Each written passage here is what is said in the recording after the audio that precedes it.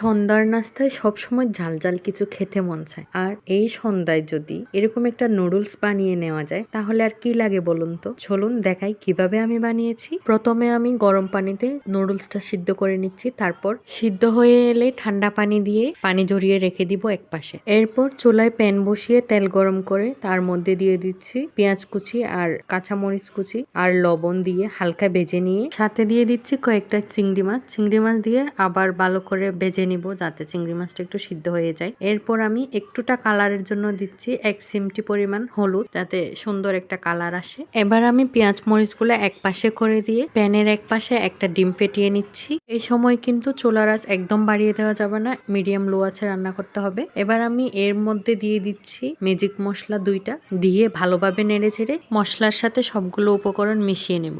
এরপর এর মধ্যে দিয়ে দিচ্ছি টমেটো সস, দিয়ে আবার ভালো মতো মিশিয়ে নেব। মিশানো হয়ে এলে আমি দিয়ে দিচ্ছি আগে থেকে পানি জড়িয়ে রাখা নুডলসটা, যেটা আমি সিদ্ধ করে রেখে দিয়েছিলাম। এবার সবগুলো উপকরণ ভালোভাবে মিশিয়ে অল্প আছে 2-1 মিনিট রান্না করতে হবে। রান্নার সময় নুডলসটা বারবার নেড়ে ছেড়ে দিতে হবে যাতে নিচে লেগে না যায়। লেগে গেলে কিন্তু পুড়ে যাবে, কেমন যেন একটা স্বাদ হয়ে যাবে, তখন আর খেতে ভালো লাগবে না। এবার নামানোর আগে ধনেপাতা কুচি দিয়ে নেড়ে ছেড়ে নামিয়ে নিলেই রেডি হয়ে যাবে মজাদার নুডলস।